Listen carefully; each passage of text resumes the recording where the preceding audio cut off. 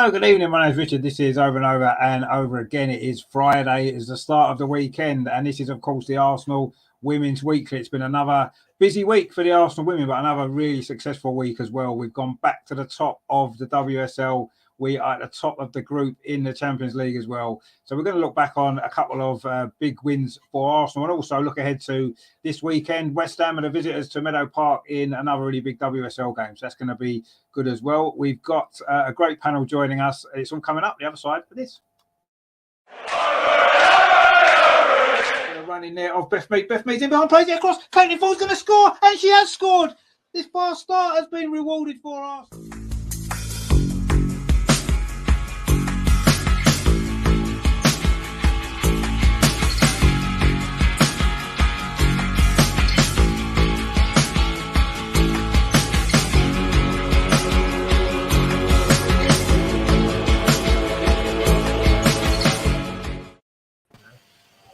So we are back, episode 6 of the Arsenal Women's Weekly, and it's been another really, really good week, exciting week for the women, of course. 2 big wins, which we'll look back on as well. Good to see all the guys back again for the show. Andreas, as always, good to see you again. Yeah, good evening. How is everybody? Everybody prepared for the show? Yes. Yes, we're all good. I understand there's going to be an extra quiz question tonight as well from Andrea, so we look forward to that a little bit later as well. Matt, again as well, good to see you. You okay? You had a good week? Yeah, I think everyone's still recovering from that Champions League game last night. It was very fascinating, especially with some of those results that were going around. So, very quite happy week and looking forward to this week as well. Yeah, another big week. There's only going to be one game this week for a change, so we've got a bit of an easier week. Or the girls have got a bit of an easier week, but that's it's still a big game. And Amar as well. Good to see you. Just about on time tonight. We'll let you off. You made it just before we started again. Yeah. All good. Thanks. Yeah, been another good week. Yeah, that's lots to look back on, and ready with my latest challenge. So bring it on. Looking forward. I've got a new little intro for you as well, since we've changed the name of your section. So I'm looking forward to that as well. We'll be debuting that a little bit later as well for you. So that'll be good. Anyway, so what we'll do, and obviously the best place to start, we will go back last weekend and the Matt Derby, of course, the Matt Derby as we like to call it.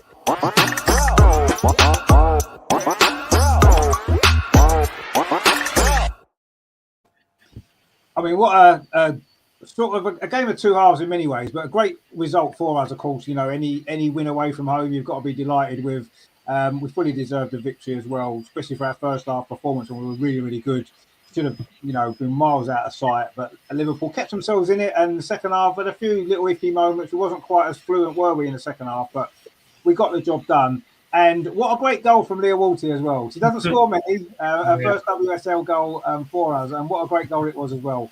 Brilliant to see her finally got on the score sheet. I know Matt was delighted about that one in particular. I mean, Andreas, what did you make of the performance? Because it was a very professional job, wasn't it? We looked in control of that game pretty much, but the second half we just wasn't quite as fluent, were we? Yeah, as you said, we've got the job done. That's what counts. And never forget, Liverpool has beaten Chelsea, so they didn't score goals in this WSL season except the 2 penalties, but it shows how difficult it is to beat them in Meadow Park. And I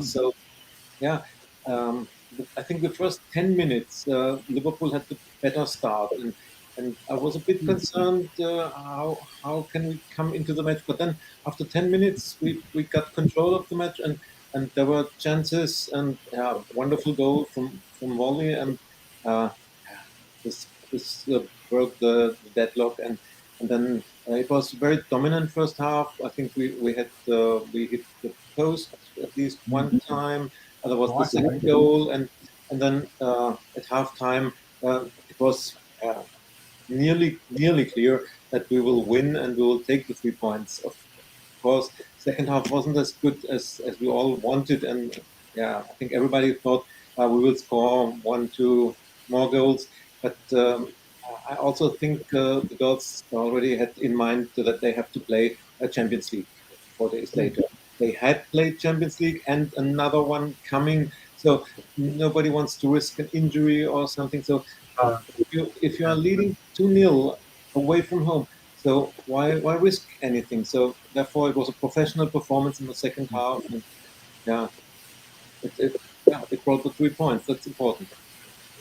It is, yeah, and it's actually equal the WSL record of 12 consecutive victories as well, which is nice. And the clean sheet record, which we set the week before, we increased by one more as well, getting a clean sheet in the end, which there wasn't too many nervy moments defensively, really. Liverpool were better in the second half, but they never really caused us too many issues, did they? They didn't have a lot of shots at goal. I mean, Matt, obviously you were there at the stadium, of course, your local ground. And you know, Leah Walty turns up and gets a goal for you. You know, the first one she scored in the WSL. You must have enjoyed that goal in particular. Oh, we got Super Leo Walton. Oh, we got Super Leo Walton. He never gives the ball away. It was amazing. To actually see her score a goal. She's been trying to do it a couple of times this season. Yeah. The same with Laura. Is like eventually one of those is going to go in, and this time it was just one of those that it was going to work out. I have to praise the team as well because they got the set pieces right. Even when I was watching it back, it was great to see. Steph again stepping up, playing really well for that game. I have a few problems though. So Katie and Viv and even Beth at times they looked like they lack confidence. So I don't know if it was because of maybe perhaps they haven't had as much rest as everyone else, or they're not fully back to their best, or because they're being picked on. But Katie doesn't look as natural as she usually does on that left side on the wing, and that kind of I felt like it felt a lot better when Katie went off and Steph was allowed to come back on, and Jen actually helped quite a lot. It was quite nice to see that. There was a lot of problems. One of the issues I did as well was with Stina. There was a couple of times where she's gone to make a run, but she's done the same run as someone else. So instead of her stopping her run and maybe moving into the other direction, she's carrying on her run, and it stopped a counter attack. Again, we were hitting the bar, hitting the post. I think Caitlin Ford was close to scoring in both ends because there was one time she could have scored the open goal. But yeah, it was a good game. Honestly, I took my dad and my half sister to the game as well. My dad was saying that it could have been 6 or 7 by half time because we were that good, and he really enjoyed it. That was his first game as well. So there is a market for it, and people do want to come and see these sort of games. So that's good that we're getting more fans involved now. Again, we had an away section sorted out, and people decided not to follow it, and everyone was scattered again. Whereas Liverpool had like the top, you wouldn't see it on TV, but they had where we were sitting last season. They had that stand, but they were right at the top instead. Right. So they were able to. You probably heard Liverpool a little bit more clearly than you would have the Arsenal fans. I did try and get a few chants going, but no one was really biting. It was kind of funny. I started singing the song at one point, and I was the only one singing. What can you do? You can try and get them involved, can't you? You're trying, but they're not. The only other thing I will say is that I didn't really cover it very well in the video, but the stewards after the game, they decided to do this little line thing, almost like a red carpet sort of thing. And they were trying to block the players from coming over. Right. And it wasn't just that. I said to Melissa, there's no way we're going to be able to get, because the line was so huge. You had lots of people trying to get photos and autographs, things like that. We went, right, okay, we'll wait for the coaches. The stewards were not helpful at all. They were trying to cause a lot more chaos. They're basically the car park. We're basically standing outside the car park waiting for the team buses so that we could get photos and things. And it was just causing more chaos because you've got Liverpool players trying to come out as well in their cars. And one cause for concern that I did have is there's a fence. If you haven't been to Prenton Park, there is just outside there is like a statue, and then a statue that had like this fence that starts off the car park. And actually, in that, I think I did it for the FA Cup one just to show people where people should be going. That you see that fence, that is basically where the players were being pushed to by fans and the stewards. It was dangerous, and it shouldn't be happening. That sounds bad. Because if someone's got a cough or anything like that, you pass them on. And it's not just that; it's just if they can barely squeeze past. It was like Mana as well. I saw Mana go past, and she's not the tallest person. No, she's I not. saw that the average height between Mana, Jordan, and Kim was 5'2" the other day, but in that game. But you can't allow fans to be doing that, and stewards. No. And Melissa was with me, and she was saying she nearly turned around and she nearly shouted to a load of fans to say, "Look, get back, give them some room to," because they could barely breathe for what it looked like. It was just a mess. I mean, I suppose in a way though, that's one of the problems, isn't it? Now that the women's game's become a lot more popular, and because obviously, certainly a lot of our players are household names, aren't they? Playing for England in the Euros and this kind of stuff. And I suppose that's going to maybe be a consequence of that in a way, isn't it? More people are going to want to get photos with them now. More people are going to want to get to speak to them and all that kind of stuff. So something needs to be sorted out of it because it can't be dangerous. It can't, we can't allow that to happen. It's not right, is it? And whatever needs to happen, maybe you need to have better stewarding, better plan in place for that kind of thing after the games. Maybe, I don't know. I mean, I've never noticed too many problems at Meadow Park or anything like that before, but this season it might be different because I say you're getting bigger crowds and more people want to get a little piece of them now, don't they? It's the way. Maybe it's just the way it's going to grow, and it's something needs to be put in place maybe to alleviate the problems because we don't want the players at risk, do we, from anything? So that's something that needs to be looked at. I mean, I know you was at the game. Did you at the end of the game? I mean, we all saw it on the TV that there was a bit of a heated conversation between Viv and Jonas at the end of the game. Now, obviously you couldn't see what it was about. I mean, did you notice that in the ground, or was it something that you wasn't aware of at the time? I wasn't aware of it. I was looking through my phone at the end of the game, and I think I think everyone's presumed it was about Mana because she only got a minute.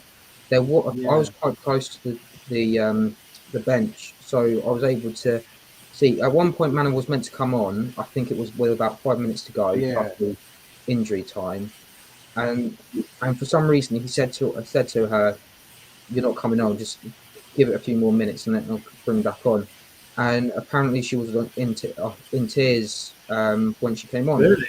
Yeah, she looked. I must admit, when she came on, I thought at the time she looks very upset, and I'm thinking, what's gone on here? You don't bring a player on that's upset to come into a game. I know it was late in the game, but obviously something had happened on the side before she came on. That was clear. When she walked onto the pitch, you could see. I think that's the thing, though, is that I know we'll probably talk about this with the amount of changes that we had in the Zurich game, but I still felt like she deserved the full 90 of that game instead of coming off in the 70th minute. Yeah, I mean, potentially. I mean, we'll talk about that game after. But yeah, I mean, I was a little bit shocked to see Viv's conversation with Jonas in that way because she seemed very upset and angry. And yeah, I mean, players should be allowed to express their feelings if they want. But I just felt on the pitch like that in front of the TV cameras, it wasn't a good look for Viv. It wasn't a good look for the team in general, and I didn't really like it. I've got to be honest. I thought, no, this shouldn't be happening really. And if they've got any issue, if there was an issue, then do that in private in the changing room after the game or whenever. You know what I mean? Don't on the bus home. Don't do it on the pitch in front of everybody. I just didn't think that was right, and Viv maybe needed to deal with that a little bit better. But to be honest with you, I don't think she's been happy anyway. She doesn't look at herself on the pitch when she's playing. And I don't know, I'm not quite sure if there's other things going on maybe. But yeah, I didn't like that really. And anyway, hopefully they've sorted it out. I mean, obviously she played last night and it seemed to be okay. But I didn't think that was particularly great, actually. Seeing that wasn't really nice. And let's hope that it doesn't lead to bigger problems going forward between them, because that's the last thing that we need, really, isn't it? For the manager and our star player to fall out, or one of our star players, certainly. But hopefully that's going to get sorted out. I mean, Emma, what did you make of the game? Because, we got the job done. It wasn't always, was it? But we did what we needed to do. And ultimately, these are games where you can slip up. We said last week it could have been one of them sort of games. They beat Chelsea, as we said, but we got the job done, didn't we? Yeah, it was a largely controlled performance. Started a bit slow, as we've been saying, and but once you go into a stride, they will always look like they could score more than it was a bit as many goals as they wanted. Their first goal was a lovely finish on the half volley. They only scored bang as well. The one she scored against West Ham, I remember the couple of years ago as well. Was on the half volley as well in the top corner. But it's good to see she's finally off the mark, and hopefully whoever else, they're not as many players who are not off the mark. Hopefully they can get off there, break their duck soon as well. And then it was followed by an equally good second goal, wasn't it? With Caitlin Ford once again proving her worth and deservedly in the end picking up the Man of the Match award for that superb assist and then the finish from Frida. And she could easily have had a second had it not been for a brilliant save from Rachel Laws in the second. And then possibly Viv could have gone. It's not Viv, sorry, Beth could have passed into Stina. But in the end, she forced a good save on the left-hand side. And other than the scare at the start of the second half when it could have possibly appealed. I mean, I don't know about you, but I think the only person I thought that was a penalty in the second half was the Liverpool manager Matt Beard. I mean, it's never a penalty. There's no way she can get her arm out of the way. She's just trying to clear the ball. It's absolutely never a penalty. But other than that one save, it was a largely controlled performance, and we did what we had to do and got the 3 points. Exactly, yeah. And there's going to be a lot of games like that through the season, especially away from home, where you've got to, you've just got to get the job done. And it doesn't matter if you play brilliant football and win 7-0 or you maybe, scrape through a 1-0 or whatever. And these are games that it's important to win. And we got the win. And we deserved to win. There's no doubt we were a better team. And, yes, we could have scored a few more in the first half. I agree. We had a lot of chances. Second half, not so many. But when you win, you're 2-0. And I think Andreas is right. We in between 2 Champions League games, the most important thing was to get the win. We were 2-0 up. We were fairly comfortable. In the second half, we did maybe drop off a little bit, but we managed the game, didn't we? That's what we did. And ultimately, that's all you need to do and get the 3 points and move on to the next one. So, it was satisfactory. Terry's in the chat here. He says, when can we talk about Walty for that? The goal. I mean, it was good to find. I must admit, when the goal went in at first, I'm thinking, that's obviously not Leah Walty. It must be Katie McCabe or somebody else. And then I realised that, wow, that's unusual, isn't it? Leah Walty to score. And it was a great goal as well. We loved it and it was brilliant. And yes, long overdue WSL goal for her.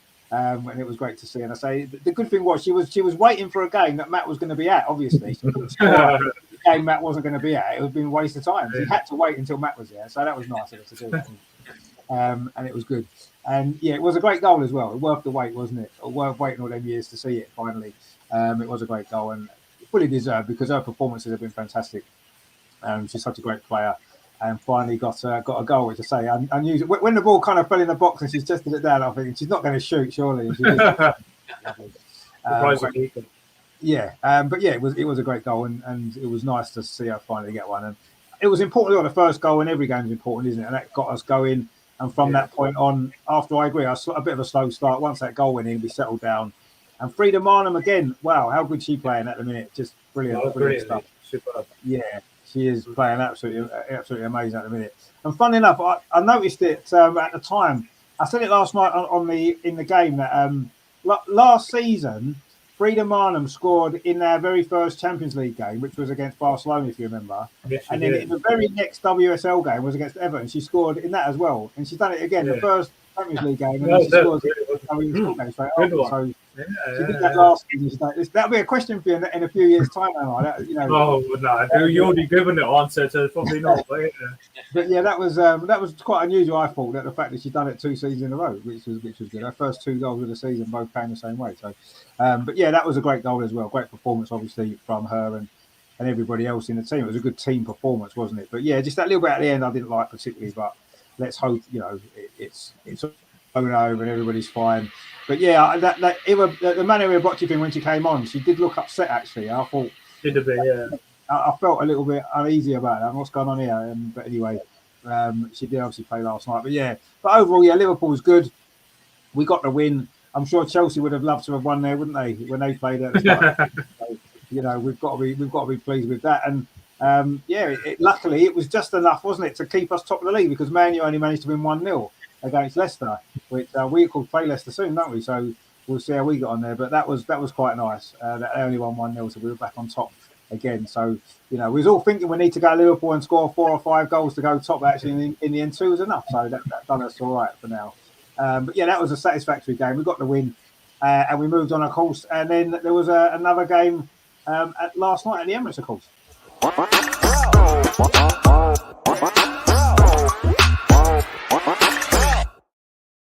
Good one.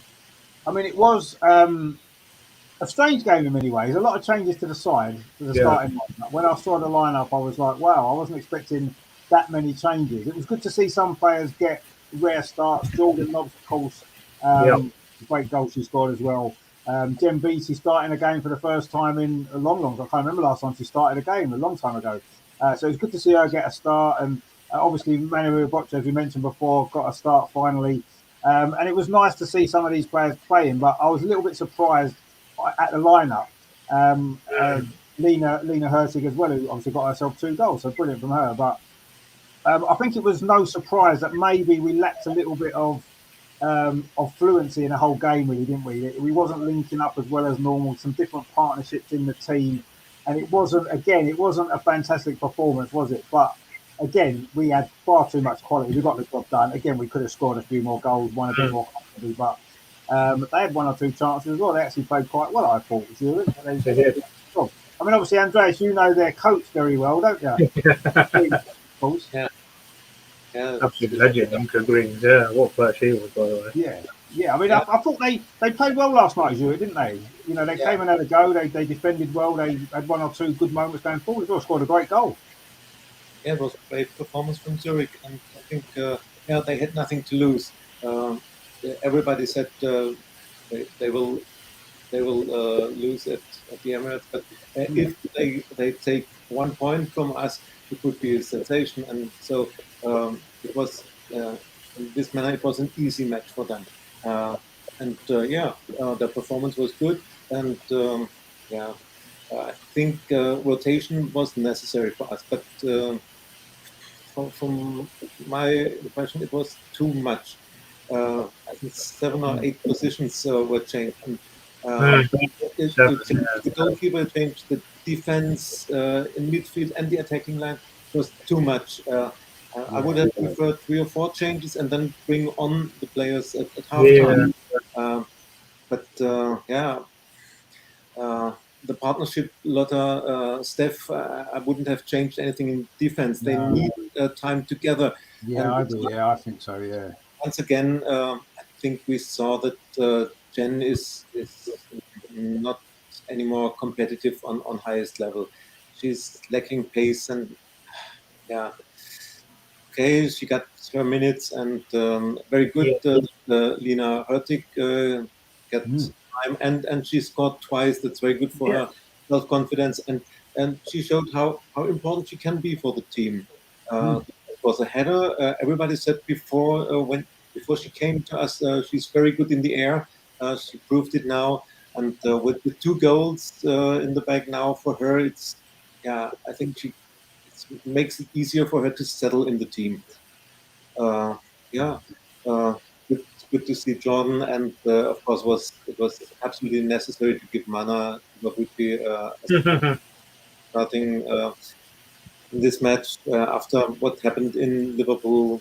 So hopefully everything calms down a bit, and we know how good players Mana and Jordan are, but it's difficult to come into the team when everything is working so good. And I mean, Frida did it perfect in Lyon. She made a great match in Liverpool. You can't take her off right now, so it's very difficult. And it was not the best performance, but once again, it was a professional performance. After Zurich had scored, I was a bit concerned that when you have only 2-1, this is a very, very dangerous result. They need one mistake or one free kick, a corner, everything will happen, and then when you're level and only 10 minutes remaining, so the pressure would have been on us. Don't lose 2 points at home against the weakest team in this group. Fortunately, Lina scored the third for us, and then I think the match was settled, and we brought it home. Yeah, I mean, it was a little bit nervy at 2-1 briefly. It was only a few minutes later we got the third goal, but yeah, you know, a 1-goal lead is always going to be risky at any game, isn't it? So yeah, it was nice to get that third goal, and yeah, I was delighted for Lena actually, because I think she struggled a little bit to settle into the side, hasn't she? When she's played, she's done nice things, but she's maybe struggling a little bit to get a role in the team, and it was nice for her to get the goals. And I was actually. There were two very different goals, weren't they? The first one was an opportunist thing, really. You know, the cross got deflected and she read it and just nipped in front of the keeper. That was clever. And then the second responded quickly, hasn't she, to get there and put it in. And it was good to see her get those type of goals as well. You know, and I think that she could bring something extra and different to the team when she's playing it. But yeah, there was too many changes. Definitely too many changes last night. And you could see in the performance. We looked like a team that hadn't played together before much, and that was the way it was, you know. And yeah, it's difficult though, because you know we need to give players a rest. They've played a lot of football.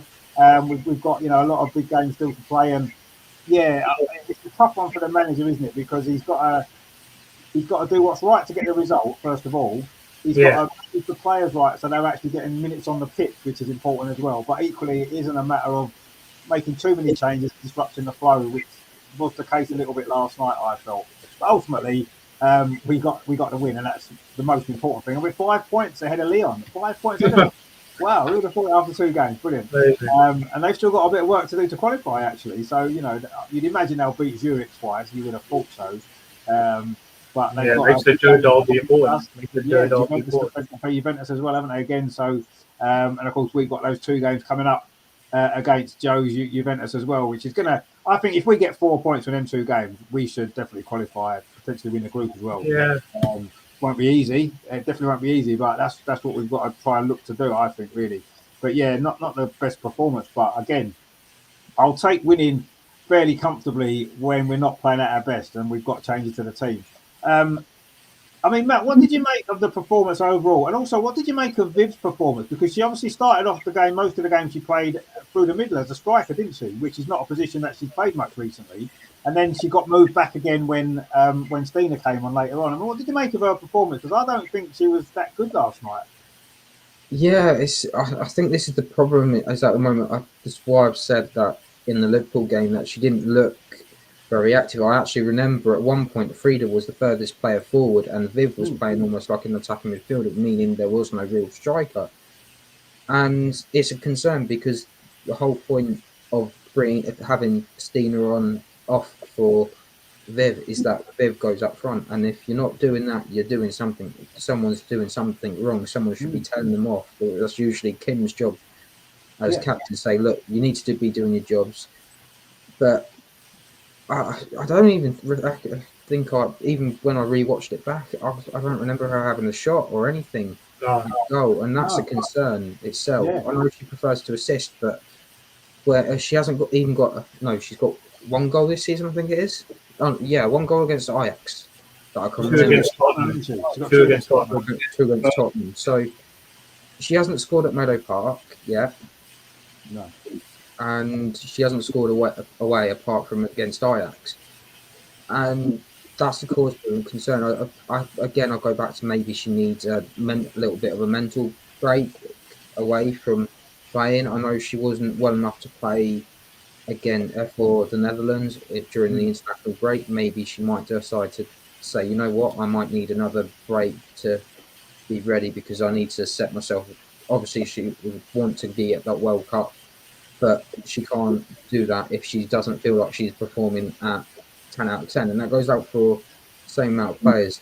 Just on that game, it was odd to have those many players in, but I think rotation was needed. Had we gone with the same team that we had, it could have, anything could have happened. We could have ended up with our injuries. We nearly lost Jem Beattie, which means we would have had, I think it's Casey Reed, the academy player, who would have come on for her, which would have been an interesting one. But at the same time, you don't really want Lotta to be your leading centre back to say to someone that we need you to come on now against a side that's okay. They're not going to be the world beaters, but at the same time, you'd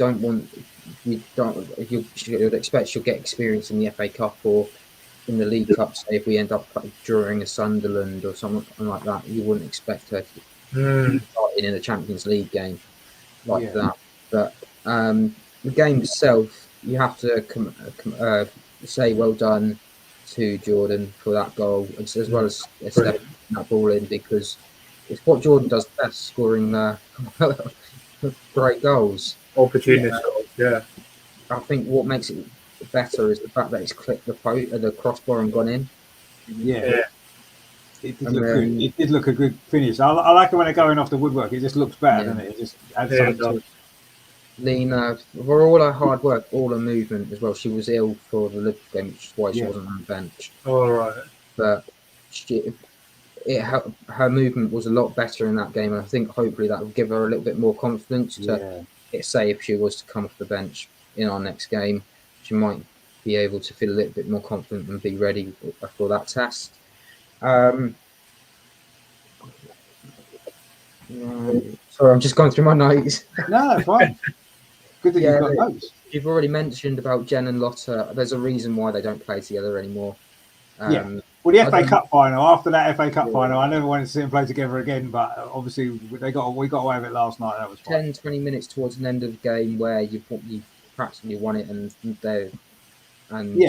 one of the tallest players. She was going to head the ball away, happy with, but not for that 90 minutes. And we saw why from the Zurich goal. I mean, fair play to Zurich, but it was just playing all over the place. But I think the real sticking point was the patch. We could have had 2 penalties in the end. I thought we should have had about 3 penalties. You know, I thought when Viv got punched in the face by the goalkeeper, I thought that was obviously the one on Katie McKay was a penalty, and there was another one. I think it might have been Frida Marnham maybe, or can't remember what someone else got ball. I think we had 3 penalties in the second half. Blatant as well. They were all of them for me. I can't believe we didn't get any of them. I don't know what the refereeing decision was behind that, because if you've actually, funny enough, someone's actually made a clip of everything that Steph Catley did, and Steph's made like a meme face. So that's all over Twitter at the moment. And you've got now you've seen the photo. You can actually see the photo of the actual impact that Viv having in the punch in the face. Viv got the ball. She headed the ball, so the goalkeeper didn't get the ball. She just literally punched her in the face. I know she didn't mean to punch her in the face, but she did, and it's a foul, and that's a penalty all day long for me. I can't believe it wasn't given as a penalty. It's an odd one as well, but as well on top of that, you saw her after the game. She's having ice on her nose. So it could have been quite bad actually. It could have been.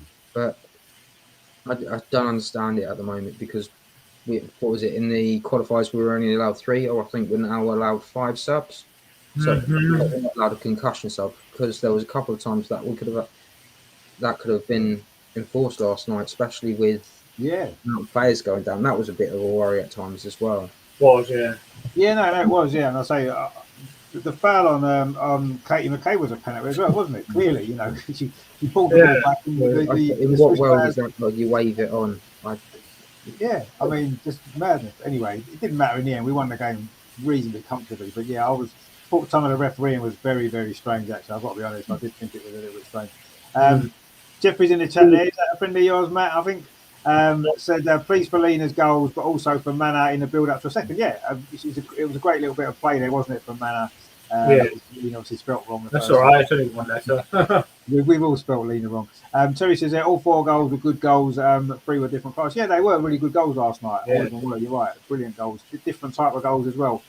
Varga's in the chat as well. He says, "Hey, my friends, how you doing, my friend? Hope you well." And he says, "We're winning this week." Right. Well, we'll come on to the West Ham game. Let's hope so. Yeah. I mean, we'll talk about that as well. But yeah, I mean, I do feel as though there's a little bit of a lot of sentimentality around women's football sometimes. You know, everybody's screaming for Jordan Nobbs to be playing. Everybody's screaming for Manu Iribochi to be playing. But when you look at our strongest 11, who would they play instead of? That's what I always say. You know, I love Jordan. Don't get me wrong. I think she's been a brilliant player for us, and she's great. And a great goal last night. She played well. But who would you leave out of the normal starting 11 to put Jordan in it? That's what you've got to ask yourself. And the same with Manu Iribochi. She's a great little player, but who does she replace in the team? And I think sometimes People don't think of that. They just, oh, I love Jordan, I want her to play. Yeah, we all do. But let's look at the team overall. What would we rather have? The best team out on that pitch to win the game, or a player that we just really like, but maybe isn't quite as good as somebody else? You know what I mean? It's a tough one, isn't it? And I understand why people feel like that. But to me, you can't pick a team on sentimentality. You've got to pick a team, and Jonas certainly won't. And you've got to pick a team on the best players that's available to play in that game in each position, and that's what you've got to do. And unfortunately, as hard as it is maybe to accept sometimes, Jordan and Mana aren't as good as other players that we've got that are playing in their positions at this moment in time, and they have to keep working in training and get a chance every so often. Maybe there's an injury, or as they played the other night, and try to do enough. I thought Jordan had a good game. I thought Mana was a bit hit and miss, actually. She did some good things. She worked hard, but I don't know, it didn't always happen for her, did it, last night? But she hasn't played much, that's probably why. And, she probably needs more time to get her flow. It's a tough one, isn't it? I mean, Emma, what did you make of it last night then? Because it was all right, wasn't it? It was good they played at the Emirates. The crowd was not as high as other games, but we expected it not to be. But it was a good enough game, some good goals, as we said. It was all right, wasn't it? Yeah, it was. It had to be patient, and the way they set up with their low block, it worked. It was always going to be difficult for us to bypass their low block and to find a way through. So they did well for it. You have to give them a lot of credit. They had the odd chances as well. They did expose one or two weaknesses at the back, especially with their goal, which was a cracking finish, by the way. I don't know about celebration when you're 2-0 down, going to celebrate with the bench was a little bit excessive. No, but it was a big moment for them, wasn't it, to score a goal at the Emirates? I think that's why. I mean, you can see what it meant to them. Yeah, well, other than that, I think we controlled the game and we did what we had to do, as you saw. And it was a little bit. I mean, going over the 100-minute mark, going with all the stoppages, it did get a bit much towards the end. Thankfully Steph was right, Jen was all right, and Viv was all right as well. And they were going down quite easily, and the medics were taking a bit. I thought, in some cases, a bit long to sort out what was going on, and that's why we ended up going about 10 minutes added on at the end of the half. 11, wasn't it? I think it was 11 in the end. 100 minutes. So it's going to go on forever, that second half, didn't it? I thought it was never going to end, but no, we did well, and Jordan deservedly got player of the match. Steph looked assured again, and I don't disagree with making so many changes. It goes to show, as the manager writes after the game, it goes to show the options. It's a good dilemma, good headache to have. I didn't know if there was anything wrong with Laura, but she wasn't even on the bench. But apart from that, I think the players that came in did what they had to do. They did a professional job, and it was good to see Lena getting off the mark. And I never even doubted. We got a bit nervy when it got 2-1, but I always had that feeling that we would go and hit them, and it was lovely build up. Stina could have easily had another one as well. So overall, it was a controlled performance, and we did what we had to do, and we kind of asked for a better start to the group stage than 6 points out of 6. But then back-to-back games against Juve will be tough now. But we've still got plenty of time to prepare for them, haven't we? So bring it on. Yeah. No, it's right. I mean, it's not for a few weeks yet, the first game against Juventus. So, but they're going to be crucial, those two games, aren't they? To, first of all, us qualifying out of the group, and secondly, where we finish, first or second. And I think 4 points for them two games will be enough to win us a group, actually. Looking at the way the group started, we've got a good advantage on Lyon already, which is nice. We've got these two games to come, and let's hope we can get the results that we need, because I think that'll be good. Terry says, why don't they have concussion subs in this competition? Well, it's UEFA rules, isn't it? The WSL and the FA have got our rules in this country where we've got concussion subs in the league, but because it's UEFA rules, they haven't brought it in, which is ridiculous, obviously. But why they haven't done that, I don't know. It does seem crazy. But let's see what happens. I think it's up to the discretion of. Is it up to the discretion of referees or something? There's no actual rule in place, is there? They don't have to do it, do they? But it's mental, really, because we know how important that can be. You've got to allow that to happen, haven't you? I mean, luckily Viv was okay. Yeah, she looks like she might have a bit of a swollen nose for the next few days, but it looks like she's going to be okay, which is the main thing. But it's crazy that they don't have it in that competition. I don't understand why. I really don't. But anyway, so let's hope so. Bargav says we don't want a crisis weekend. Improve now before Chelsea. I think it's about the men's team. But no, I mean, to be honest with you, it's the women's team have just dropped off. A few changes to the time. We don't mind. we're winning games, and that's the main thing. But yeah, I thought yesterday was an okay game, wasn't it? We played all right, some good goals, we've got to win, and that's all that you can hope for, really. And yeah, it's good to see some players get minutes. But yeah, I still think that the team that we're playing generally in the WSL is our strongest team at this moment with the injuries that we've got. We can't make too many changes. You know, Jordan has to be patient with her with the time that she gets, and she's got to try and do what she can. She's part of the squad. She's an important part of the squad, and when she comes into games, make an impact. You know, and when you get a chance like she did yesterday, make an impact, and she did. And that's all that she can do, and hope that, you know, she gets more chances. But I wouldn't be throwing her into the game just because we had one, you know, because she had one good game and got one good goal. I wouldn't be throwing her into the team and disrupting what we've been doing so far. But we'll see what happens at the weekend, I suppose. But hey, it was good to get the win, obviously, and we move forward. On to a game, of course, on Sunday. Another big game in the WSL against an improving West Ham side.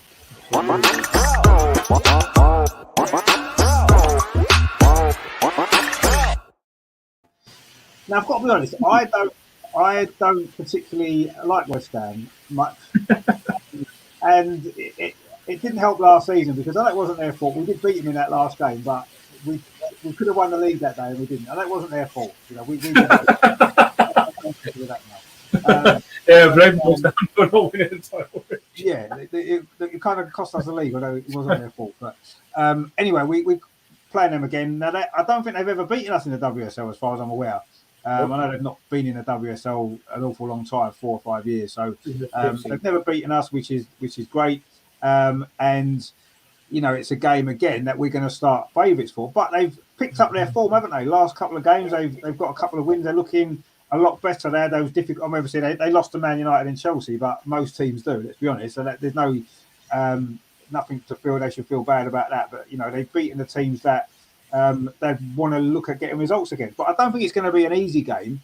I think that we're going to have to be on our game because, as I say, they're playing pretty well at the minute. And of course, as we know, there's a famous little player they've got that used to play for us who can play this time because she's not on loan. Last year she couldn't play because she was on loan, whereas this time she can from permanently. So I'll be expecting to see, obviously, Lisa Evans on Sunday play some part in that game if she's fit. I'm assuming she is. I mean, Andreas, what are you anticipating ahead of this game against West Ham? Because obviously we're favourites to win, as we tend to be anyway most games. But I don't think it's going to be easy at all, actually. I think it could be quite a tricky game for us. We have to be careful because they've got 9 points out of their 5 matches, and they are only 3 points behind us. Okay, we have a game in hand, but they are doing a good job in this season. And I just checked their results. They scored 7 goals and conceded 8. So the only game in which they lost with 2-goal difference was Man United when they lost 2-0. All the other matches from them were really 1 against Chelsea. 3-1 against Chelsea. Wasn't it? Yeah, okay. Against the there was 1-0 up there, wasn't there? That game. I think they scored first, didn't they? They did score first. Yeah. We have to be careful, and we have to bring our best team lineup for this match. Not too much rotation, no experiments, please. And it could be a strange situation when Lisa and Viv come against because due to the private situation. So, but I think they are both professional enough to that won't rise any problems or dirty fouls or something. I don't expect this. It will be a difficult match, and as always, we need the first goal, hopefully early in the first half. Hope to see Caitlin back, and what about Viv? As you said, our players have to be patient, and even for Viv, it's difficult to come into the starting lineup when Kim and Frida are playing fantastic in midfield. So, where's the place for Viv? Will you bring her as leading the attacking line, or bring Stina back? Even okay, we have to bring our strongest team, and then hopefully a goal in the first half, and then secure the 3 points. That's the most important. I hope that Laura is available again. She was not in the squad on Thursday. She was there, though, wasn't she? She was at the ground. Yeah. So she was not ill. She was not with COVID No. out. No. Hopefully, no injury. Yeah, I don't know. I don't know why she didn't play, but yeah, it'd be good to have her back because she's been playing really well actually. I don't know why she didn't play last night. She wasn't even on the bench, was she? So, not sure. Maybe it was a little injury. Maybe I just didn't want to risk her maybe for that one game and give her a rest completely. I don't know, but yeah, let's hope she's fit. I mean, do you think then, Andreas, that it's going to be more a similar lineup to that played against Liverpool? That will be the team pretty much. You know, yes, Viv coming in could be an option, I suppose. We don't know what's going to happen with her, but then do you leave Frida out? I'm not sure. That's obviously Yona's got to make that choice. Do you think it's more going to be like that team than you know some of the players that played last night probably won't start this game? No, I don't think that it will be similar to the Zurich lineup, but more than the Liverpool lineup. I think Frida will return in the team, and in defense, the partnership Lotta and Steph will be our centre halves again. Maybe Nala will play, and Laura, if she's fit again, will be on the bench. And you can't take Wally off or Kim off. So the midfield is clear, and maybe Biff again in the attacking line for Stina, but then Caitlin should be back because she was one of the best players in the league in so far in this season, and very well deserved player of the match in Liverpool again. I would bring her back to the team, and maybe Beth gets a rest, and Lena is playing. I don't know.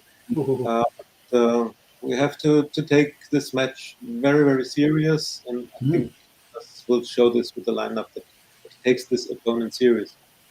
Yeah, no, I think we have to take every game seriously, and I think if last season taught us anything, it's that you can't take any game lightly after what happened to us last season. So yeah, I'm sure it'll be the strongest available team, and hopefully we can put in a decent performance. I mean, we're pretty hard to beat at Meadow Park, actually, aren't we? To be fair, we don't often lose there, do we? And that's in our favour that it's there. Maybe it's great playing at the Emirates sometimes, but Meadow Park, that's our little fortress there, isn't it? We don't. Not very often we lose on that. I think we only lost once last season at Meadow Park, and that was against Chelsea, wasn't it? That FA Cup game, that was it. Manchester United Conti Cup. Oh, of course, there was that one as well. I'd almost forgotten about that game, actually, because it didn't seem very important at the time anyway with the Conti Cup. No, we haven't lost in the league there, I don't think, since February 2021. Yeah, which was against Man City, wasn't it? Yeah, that's right, yeah. So yeah, we don't lose very often at Meadow Park, so that's one good thing in our favour. That's why I would have played last night's game at Meadow Park, actually. But anyway, that's but anyway, I mean, yeah, I agree. Yeah, I would go with what would be considered the strongest team. I know some people might disagree. Viv should be in the strongest team that we've got, I would imagine, but it's hard to change it. What we've been doing in the WSL so far, it's very difficult to change it, isn't it? Jeffrey's made a good point there. He says, is the pressure of clean sheets causing anxiety when Caitlin faux pas handled against Liverpool and they almost scored from the continuation? I was distraught. Why? It's still 2-1. Yeah, I mean, I think maybe that's put a little bit of extra pressure on the defence of the team, actually, especially because we haven't got Leah and Rafa playing.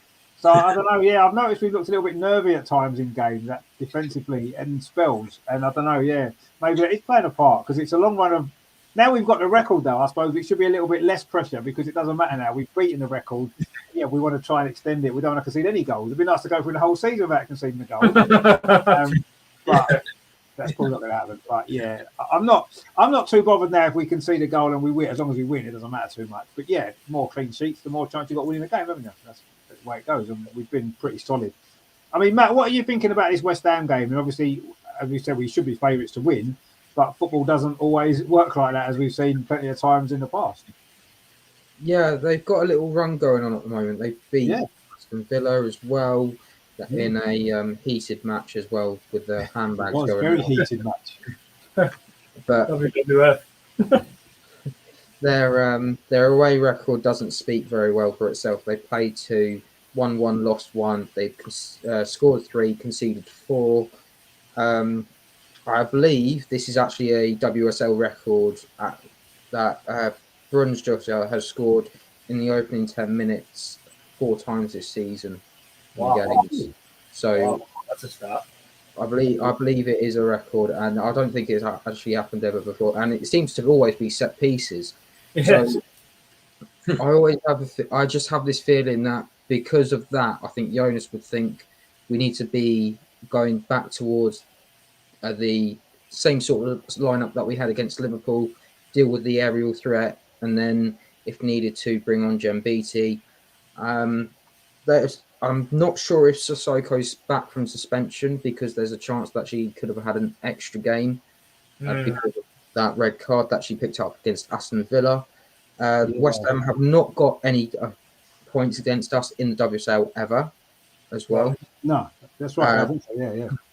West Ham also have Serla, Giroud, and Parker all out. But they have brought in a few good players this season, including our own Hayley and Lisa. So Lisa is clear to play, as you've mentioned. Hayley's the only player that has played 2 games this season, but with a total of 26 minutes. So just Hayley who? Sorry, Hayley who? Hayley Hussein. Oh, Hussein. Yeah, sorry, I couldn't remember what you were thinking about that. Sorry. Yeah. So Hussein, that's it. Yeah. I think this one's it has like an aura of Liverpool about it, that West Ham are going to come and play. They're going to try and put balls into the box. They're going to try and cause chaos into that area. They might have 1 or 2 chances, but I just have a feeling that with the way we're playing and with Manu back in goal as well, that might help stable the defence a little bit more. And the fact that she was coming across and claiming a lot of the balls as well against Liverpool, although there was a little bit of mishap with Steph and Manu, but it was clear. But at the same time, a little bit more communication you want to see from your defence and your goalkeeper. But I think this has got a telling of another Arsenal win, but I don't underestimate West Ham. If we were to concede, I could just imagine it's almost got the telling of Lisa Evans goes and scores the last minute 2-0 or something like that. So I'll probably just go with a safe 2-1 win for Arsenal. I must admit, though, it's almost like almost a perfect scenario is Lisa scores and we win, I suppose, isn't it? Because we've got nothing against Lisa, have we? We still love her, so it would be nice. That I suppose, ideally, you don't want West Ham to score at all. But if they're going to score, let's hope it is going to be her, if anybody. And we're going to win. I can't believe you keep predicting wins, actually, Matt. What's going on this season? Last season it was defeat after defeat every single week, and this season it's been win after win. Well, what's changed? What's changed for you? Well, I did say I wanted to have a more of a better outlook this season. I didn't want to be doom and gloom. Obviously, we didn't know how the players would have reacted with Jonas coming in, and speaking to Jonas and being near him on the touchline, you just get this aura. Even when you see him, when you're at the Emirates and you're the other side of the pitch, there's just this feeling that the players understand where they want to be. Even when he's doing interviews, especially with Sky this season, he's used the word "you." I will not repeat it because I don't want to jinx it. But he's saying, "Why not?" And but I'm not that positive at the moment. With the way we're playing, it could almost be we've got to play. Realistically, we've had tests, but they haven't been big tests. They haven't been the big tests. No, the next one is Manchester United. We'll have different tests as well when we play Leicester in a couple of weeks. Well, next week as well. So I think that I'm more open to the fact that Jonas has changed almost the club's mentality for the better, and the players have improved because of it, and it's helped us come from a long way because we didn't know what we were getting last year, and I think a lot of us would have said, "Oh, we'd be happy with where we were." And to become so close, you saw if you didn't see the pictures after the game against West Ham last season, Manu was in tears. Jen was in tears. A lot of the players were in tears, and they had to be consoled by the staff. And it was just even Jonas saying to the fans afterwards, he's apologised, and he did. Don't apologise. It was a roller coaster of a season. We didn't know what to expect when you came in. No. You know what you need to do next season. Let's go out there and let's have more of the same. If we score well in every game, we score well in every game. No, I mean you're right, and to be honest with you, I have been really, really impressed with Jonas actually. In like you said, when you hear him speak, when he's interviewed, he clearly knows what he's doing. There's absolutely no doubt in my mind. He knows exactly what he's doing, He knows exactly what's needed to be successful. And I think last season he was learning a little bit about the players. Obviously, he was learning about the WSL, learning about our opposition, and all this kind of stuff. And it was a bit of a learning curve. And in the end, we were very, very close to getting that trophy in his first season, which would have been incredible. And I think that he learned a lot last season about everything, about us, about everybody else, about the league. And you can clearly see, I mean, every time he speaks, you listen to him because he knows what he's doing. Clearly, he knows what he's doing. And, you know, I think that he's been a brilliant appointment by the club, actually, to bring him in. We didn't know too much about him before, and suddenly now he's become, you know, we saw in the Euro, didn't we, when he was doing the punditry on the TV in the studio. Yes. Every time he was giving his opinion, he understands the game. He understands women's football. He knows what is needed. And to me, he's been absolutely brilliant. And yes, last season was disappointing, obviously, that we didn't manage to do it in the end. We were close, you know, at half time in the last game. We were champions, wasn't we, briefly? And, you know, we didn't quite manage it, but I've been really impressed with him. I've got to be honest, and I think that we are going to achieve some great things with him as our manager. Actually, I really do. I've got 100% faith and trust in him, and I think that he's brilliant. And yeah, I'm looking forward to where he can take us. You know, and so far this season, the signs have been good. When we've needed to step up, we've stepped up. Leon, for example, against Tottenham, and you know, we've stepped up when we've needed to, and hopefully that's going to be a good sign. I think we've learnt lessons from last season, and hopefully we can put them into practice as the season goes on. But yeah, no, I agree 100%. Jonas is brilliant, and I think he's a fantastic manager. And what I like about him as well, more than anything else, is what was interesting. I know when I saw it, Arsenal released a video, like a bench cam video, so you could see the game against Liverpool. Yeah. Sort of a camera on him and at the action, so you could see how he was reacting to the pitch, which is great. I love that sort of thing anyway, right? But what I like about him is, you know, he's very different to Mikel Arteta, isn't he? Mikel Arteta's very wavy his arms about, running around, shouting all the time, constantly at the players. Jonas isn't. He talks to the players, and he, you know, at times, but also other times, he stands back, he sits down, he watches, looks what's going on, takes it in, and you can see what he's doing, and it's brilliant, you know. And that's how I want Mikel Arteta to be more like. You know, I think he could learn a little bit of Jonas actually on that side of things. Calm down, watch the game, see what's going on. Don't always be involved. And I just think he's brilliant. I love Jonas, and I'm sure he's going to be really, really successful for us. I mean, Emma, what are you kind of thinking about this West Ham game then? Because obviously Lisa Evans coming back to Meadow Park, hopefully, it'd be nice to see her. But what you anticipate from the game? Because I think West Ham are actually not a bad side. Yeah, they are definitely improving. You could see it last season. What the job Paul Konchesky has done, he's done really well. And yeah, they're not as solid as they would like to be, but they do score goals. I was thinking maybe as the threat they carry as well, with, you know, Brynjar Dottir scoring all these goals from set pieces. Maybe they ought to put two players on there just to stop her running into space and having that chance to get her on goal or something like that. They do definitely carry a threat, and it won't be as one-sided as it was last season. We put 6 past them, and they conceded none. And with with Viv and Beth now being with each other, we can see how, having been with friends for so long, how Lisa sees it as that. But yeah, no, she's going to be integral for them, important for them this season as well. They've got a good squad. Another player who we ought to mention and nobody really mentioned is Viviane Say, who looked pretty impressive against Reading. She could cause us a bit of a threat going forward as well. So yeah, it has the potential to be it has the potential to be a dangerous game. But I see us still being a bit too strong. We're playing well and confidently enough, and you know, there's 10 clean sheets in a row. Let's just keep the momentum going. They'll provide a threat. They may be the first team to score against us since March, but I still think if you ask me for a prediction, I'd go 3-1 Arsenal. And let's see. I might even be going there on going to the game on Sunday as well. So let's see about that. Oh, brilliant! It'd be good if you can. Excellent. You have to do a vlog again. I know you couldn't manage to do one last time. You need to do one definitely because we missed it. No. I'll try to get down there on Sunday. Yeah. It should be good. It should be a good game. There's no doubt about that. You're going 3-1. Matt's gone 2-1. Andreas, what would you go for score prediction wise? There will be only 1 goal difference, and I remember the first match I ever saw at Meadow Park was against West Ham in 2019. It was 2-1. So maybe 2-1 again. That game as well. But on the other side, we keep clean sheets for such a long time. So maybe it's 1-0. And yeah, 1-0. Okay. That's Ooh, 1-0, a yeah. nervy 1-0, a nervy 1-0 maybe. That 1-0, could but be. 3 points in the back, and that counts. Exactly. Terry, as you'd expect, has gone 4-1 into the game. Every game's a double for Terry, which is sad. Jeffrey says Lisa Evans was a great player for Arsenal. She was.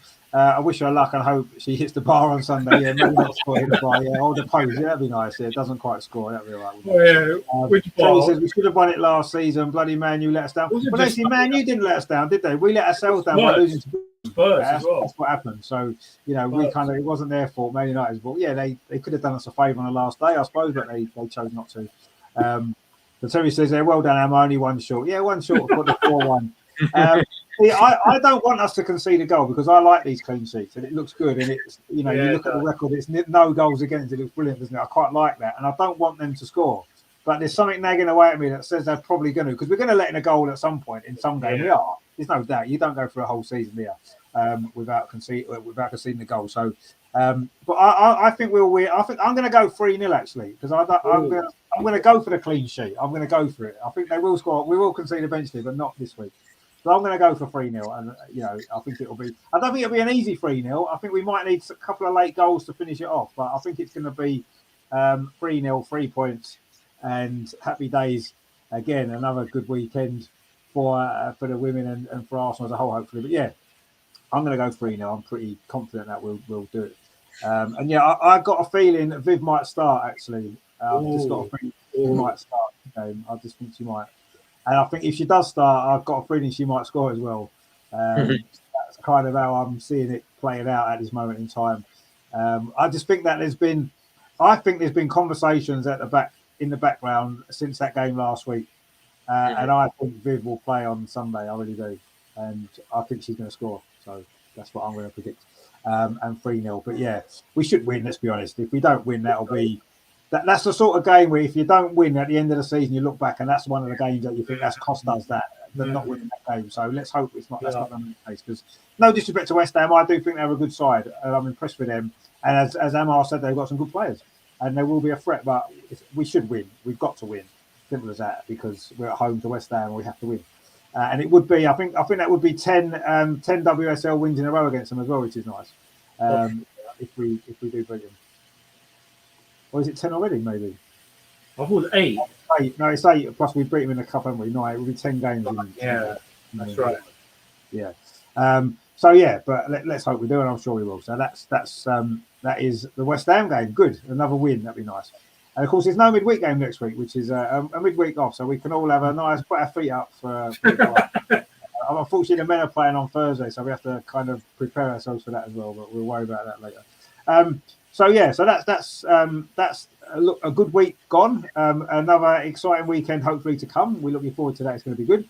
And there's a bit more excitement now because although we've got our new section for Amar, Andreas is going to be warming us up for it with a little teaser of his own. So we'll do that one first. Then we've got a nice little new intro for Amar's section as well. Okay. Yeah. Shall we start? Yes, please. Go on. Go, please. I have to take my notes. Normally, footballers retire at an age between 30 and 35. Some retire earlier due to injuries or personal reasons. And so here's my question. Which former Arsenal player retired at the youngest age? Oh, what a great question. That's an Emma sort of question, that, isn't it? That's brilliant. How old was she when she announced her retirement? And therefore, you have to know exactly her date of birth and the day when she announced her retirement. It's important to know the age. And it's a women's player. It's a women's player. Yes, former Arsenal player. And for which club did she make her last appearance as a professional? Good one. That's a good one. That is good. Yeah. I like that. That is actually decent. Hints for you. She won in her career 3 times the National League and 3 times the National Cup. And she had double figure of international caps for her country. Right. England or another country. I don't say this. So Okay, right. I'm just Wow. thinking about this now. Kelly Smith was the last one to retire out that squad at the moment, isn't she? So Yeah, but she wasn't young, was she, when she she retired? was mid-30s. Yeah. I don't know So exactly, but she. it'll be, I've got a feeling that there's going to be somebody. It's going to be somebody that'll be maybe in their 20s that had to retire young due to injury. That's Yeah, what I'm I'm thinking. dealing with one of the academy players, but I'm just trying to work backwards because Kelly had her own team, but she couldn't play in it because she was pregnant at the time. Did they win 3 league titles with Arsenal, Andreas, or 3 in their career? 3 times the National League and 3 times the National Cup. I didn't say it was with Arsenal. Oh, you can't. That would give it away. You see, I was hoping you was going to tell us if it was with Arsenal or not. I was thinking It wasn't. like Rachel Yankee, but I don't think she was that young. No, she is. No, she wasn't very young. Plus, she won league titles with Arsenal, didn't she, Rachel Yankee? Yeah. What age? Oh my god! How old were they when they retired? Yeah. She's not English. Not English, Oh, right? That will have quite a lot of Okay, not English. players. So Phew, I don't even know where to start. I don't know whether she's retired. Marlene Goot, because she got a bad injury and she's left the club. Has she retired or is she still she's at playing? Grasshoppers at the moment. Yeah, So she's still playing. Is she still Yeah. playing? Then? Oh, Yeah, no. she is. Oh, okay. she's retired. You're right. Yeah. So The fiance. Is that who it is? Yeah. Yeah, Oh, retired. Oh, I didn't know if she'd retired or not. Yes. oh, the fiance. Oh wow! It was she. Really? She's actually retired. She's only about 21, isn't she? Yeah. Well, she said she's taken a break from one season. Yeah, but if you Google her, it's she announced her retirement. Wow. I didn't know she'd retired. Actually, I didn't. I knew she had that really bad ACL injury, and she Yeah. never played for us again, did she? After that, and I know she left the club in January. I wasn't sure whether she was still playing somewhere else. Oh wow, Marlene Goot. Mine So- was born on 1st August in 2000, and Yeah. she announced her retirement in a small press conference on 3rd August 22. So Wow. 2 days after her Wow. birthday, she was 22 years. Wow. Yeah, she said she lost joy in her life as a professional for one season, but fair enough. Yeah. Was her last game? Was it? I've got a feeling it might have been something like, because it would have been the season before that, wouldn't it? It would have been the season before Jonas joined, wasn't it? Yeah, Because it she would have been played Joe's well. season, wouldn't it? It would have Yeah, been it was was. Aston Villa. April 21, and she tore her ACL in May 21, Yeah. and then she left Arsenal in January 22 to Grasshoppers Zurich, but she never played for Grasshoppers. No, that's right. And in interviews, she said she's thankful that she could experience the life of a professional footballer, but that's nothing for her future. She will not return. Maybe she will play football again, but not as a professional footballer and not outside Switzerland. Wow. Wow. Okay. Wow. Okay. But I mean, that's incredible, that actually. Because I know, obviously, I know she was young when she got that bad injury. What who was her last game against? Was it Aston Villa? I don't know. I only found April 21. Oh, Okay. It's a pity, but she was such a talented midfielder, and she was, yeah, she was really good. she Yeah. was. and all the titles she won was it back in Switzerland before she joined With Arsenal. Zurich, wasn't it? It was with Zurich. Oh, right. Yeah, it was for Zurich, and 3 times the league and 3 times the cup. It was 3 doubles with the team. Wow, Marlene Goot, yeah. In That's a shame, actually, isn't it? Being so young and retiring from playing professional football, I think that's quite a shame. Big shame, isn't it? even if she will return to football, playing football, maybe in Switzerland as a semi-professional, but just saying it, when you're 22 and so talented, everybody says she could have been one of the best midfielders in Europe, and then say, "Oh, professional football is nothing for me." Did you say April 20? Was it the 4th of April or the 25th? I don't have it in my notes. But it was Just looking at the games now, it says that we played Bristol on the 4th of April. On the 25th, we played Brighton. On the 28th, we played West Ham. Oh, it might have been West Ham then, maybe. Yeah, the last game of that season was against Villa, wasn't it? I think I remember. Yeah, we drew Yeah. 0-0. Yeah. Oh, well, there you go. Well, it is a shame, actually, because she was so young. That's sad. Yeah, so young. But anyway. Good question, though. It was a very good question. I mean, that is very young to retire, isn't it? 22. I mean, well, you know, even with injuries, most players make it to the sort of mid-20s, don't they? Or late 20s, even with an injury, don't they? So to have to retire at 22 is a real shame. That's sad. It is very sad, yeah. But hopefully she'll find other joy in her life and she'll be fine and she'll play football at a lower level and enjoy it. That's the main thing, isn't it? That's what it's all about. Anyway, we have now got our final section of the show, which I know Amar's looking forward to. We're all looking forward to it as well because we do love a good question from Amar, which is going to be good.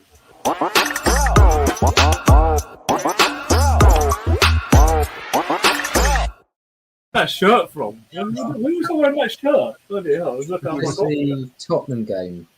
Oh right, fair enough. Yeah. Anyway, So that was a new little introduction there for Amar's little section. So what is your challenge today? That's what we so it actually just came to mind after I was doing my weekly online quiz league with my team, which we're doing all right, but mixed bag. But yeah, my question is this then. So which two current and former Arsenal players' surnames combined to form the name of an American businessman? American businessman. So one's a former player, one's a current player. Yeah, so two Arsenal players with their surnames. When you combine them, they form the name of a famous American businessman.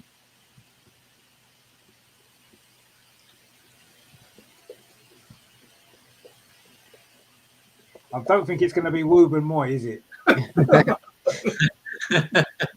Or Black Stenius. It definitely won't be Black Stenius either. We can rule them two out straight away. No, it's not. It's not that. Greenreuter. Two Arsenal players. Or Zinsberg. It won't be Zinsberg. I should add men's and women's. Men's and women's. Yeah. That makes it difficult. Oh, is it men? What? So it's a former and current. So one's a man and one's a woman. Is that what you're saying? Say again, sorry? So is one a man's player, one's a woman's player? Yes, that's correct. Oh, wow. Okay. That makes it more tricky.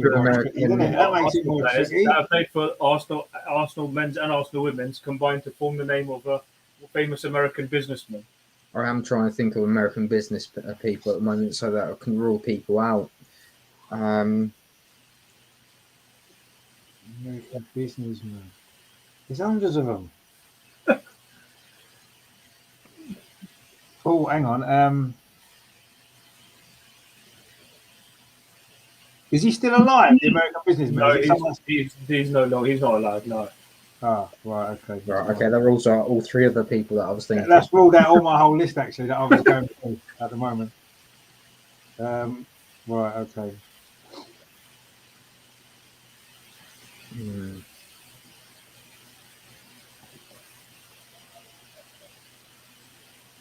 Well, if you get one, you get the other. But let's see. One that's come into my mind, but only because it's actually the surname of a man and a woman's player, is White. Obviously, Ben White and Ellen White. Nice try, but it's not the one I'm thinking of. Oh, right, okay. I don't know if there's an American businessman called White. There probably is, but I can't think of it off the top of my head. Wait, when you say form, it's Henry Ford. Oh, he's only gone and done it. Oh, my God. Thierry Henry, Caitlin Ford. He's done it. Thierry Henry and Caitlin Ford. Yeah. Wow. He's done it. Henry Ford. I like that. How quick was that? Bloody hell, he's on a roll. Yeah. Yeah, Henry Ford. Henry Ford, Right, yes, I like that. That's clever. Thierry Henry, Caitlin Ford. Yeah, that's right. We should sign that Lyon player called Henry, and then that would be they'd both be the women's players. Yeah, but it had to be former and current Arsenal players. So yeah, I thought Henry Ford. No, but if we sign that Amelia Henry from Lyon, then we'd actually have Henry Ford in our team now. Yes, Amandine Henry. Yes, that's right. That'd be good, wouldn't it? If we signed her now, that'd be good. That is cool. I think that when you said, is he still alive? Maybe slightly gave it away, but. Well, I don't know because I mean, there's loads of American businessmen that are dead as well. Yeah. So, but no, I mean that was a good question. Exactly. Yeah, that's the answer. Well done, Andrew. Well played. Henry Ford. Okay. I'm going for a hat trick next week. Yeah, he is on a roll, isn't he? Actually, He's good for that. In a row. That will be good. Yeah. Last week he was quick off the blocks with I can't even remember what my question was last week now, but yeah. No, I can't remember either, but it was a good one. But, what was the question last week again? Big was Ramona Bachmann. Oh yes, Bachmann. Yeah. Well, of course it was. Yeah, Ramona Bachmann. That's the one who played in the Champions League final against us, didn't it? And then still playing now. Yeah. That was right. Henry Ford. Henry Ford. That's it. I don't think it took me ages to figure that out. I think it would have done. I was thinking White. That was in my head. Somebody White, because obviously Ben White and Ellen White. So I just had that in my head, and I was going down that route. Yeah, no, he's on fire. But he is on fire. I mean, that was good. That was a good question again. Great stuff. I do like them questions. They are a good way to, get the old mind kind of going before the weekend. I like that. We've got John in the chat. He says, "Hi Richard and panel, and all in the chat. Hope you're all well. Another busy weekend for Arsenal. Anyway, yeah, it is another busy weekend as it has been for a while now. It's going to be the same for a couple of weeks." John says, it should be a win by West Ham if Arsenal play attacking football. Yeah, it should be a win, yeah. We're pretty confident that we can win. And Terry says, evening, John, hope you're well. Yeah, good to see John again. He's become a regular in the chat on my show, which is great. He's almost as regular as Terry, actually, which is unusual. But, it's always good to see John around. So, we're confident that we'll beat West Ham, I think, and keep going. And then I say it's a slightly less busy week for the women, a week off, and then we've got a whole week to prepare for the Leicester game next week. So, I had a question for the panel. Just there's a side issue. Sorry, can I raise it? Yeah, go on. Interesting to see what you guys think, because in a week it's been quite interesting reading about the fact that how Manchester City no longer wearing white shorts because of the possibility of their menstrual cycle and the possibility of something happening. I was thinking, would you see it happening in other clubs? Like, we wear white shorts, West Ham wear white shorts. Do you think it could become a league-wide thing? Well, it was actually, that question was actually put to Jonas in the week, actually. Oh, was it? Oh, okay. Yeah. And what he said was that the club are leaving those decisions to the players. Yeah. And at the moment, the players said they're okay with the kit as it is. Mm-hmm. But should they decide they wanted to change it, then the club would be willing to change it. Which is, that seems fair enough. I don't think it should become necessarily a compulsory change everywhere. I think clubs should be, and the players should be able to decide what they want to do. And that seems to be Arsenal's approach, which I like. I think that's good. But I wouldn't be surprised if it does change. Of course, the problem is, well, not the problem, but the issue that the club have probably got is they've got big contracts running with the kit manufacturers. And I think there's one team are starting it from next season, aren't they? From the start. I think at Man City, they're starting next season. They're not doing it now straight away, are they? They're doing it for next season. There's a couple of clubs at the moment. There's Stoke and Wolves at the moment who've stopped doing white shorts. Have they already? They've stopped all through the season. Oh, right, okay. Yeah. West Brom, not Wolves. Wolves don't wear white kits, really. I think it's going to be a case of how they feel, because it was going to be a thing for the Lionesses, wasn't it, that they were going to stop wearing? Yeah, that's right. Yeah, white kit. That's right. Then again, if we have a white shirt, we can wear blue shorts, can't we? So that's not a problem. Whereas with Arsenal, it's always been a tradition with the white shorts, hasn't it? But that's what I mean. Yeah, it'll be a case of what sort of shorts they want to go with. Would they go with something like the grey shorts? Would they go with maybe lean towards more blue shorts, or maybe red? Maybe red, because the backs have all red kit. Maybe try that, because I think the men wore an all red kit last season, didn't we, for one game? Watford, I think it was. I mean, I think it's good that they're deciding to let the players decide what they think is the right thing, and I think that's the sensible approach, isn't it? And at the moment, I mean, Jonas said at the moment the players are happy with the kit that we've got. Yeah. So we're not got no plans to change it at this moment in time, but it doesn't mean it won't happen in the future. I mean, Andreas, what would be your thoughts on that then, particularly?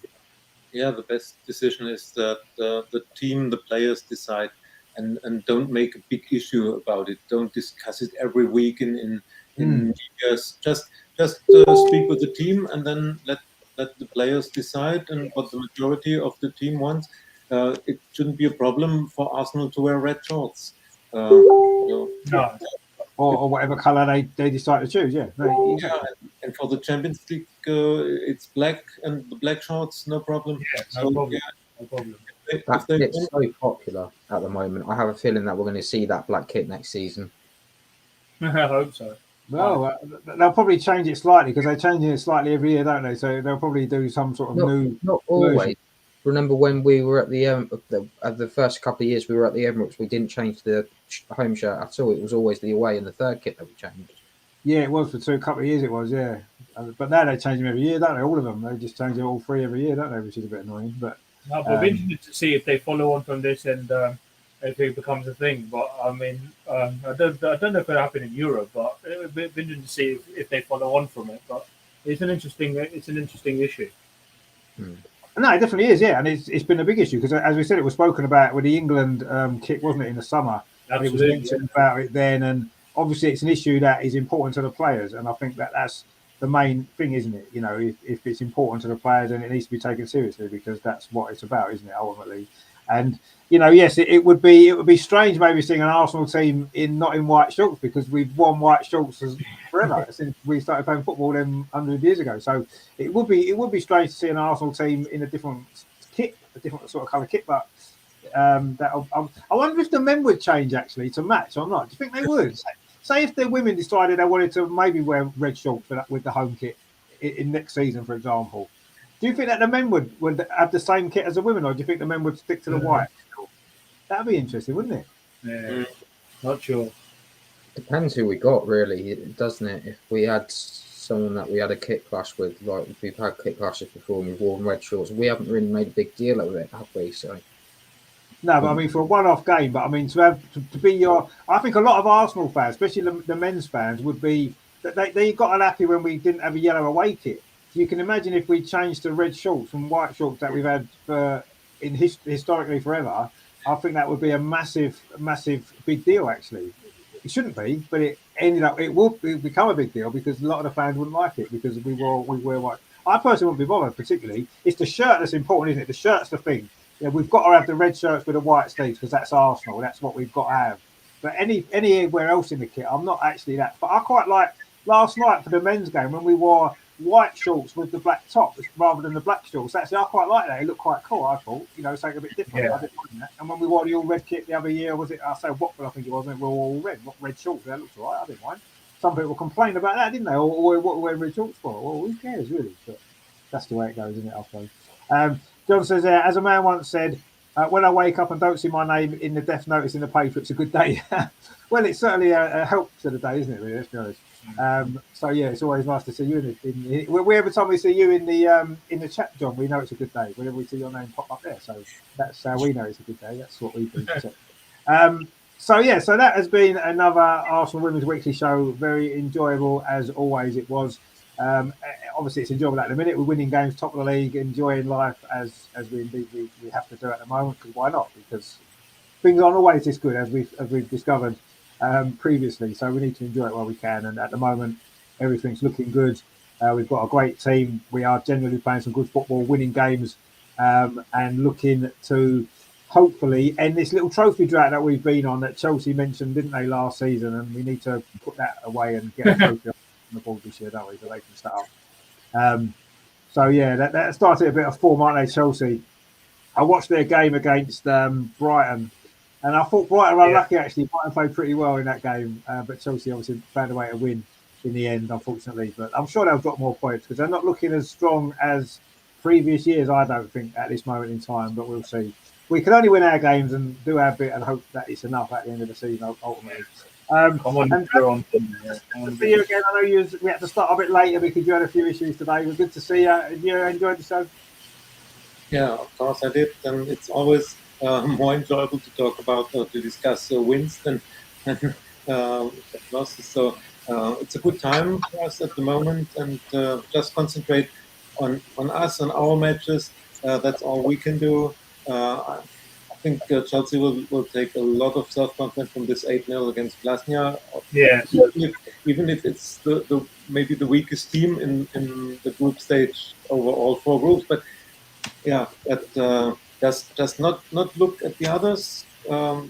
We want to win our matches. Then the next big match will be at the Emirates against United. If they still have collected every point, then this will be the top match.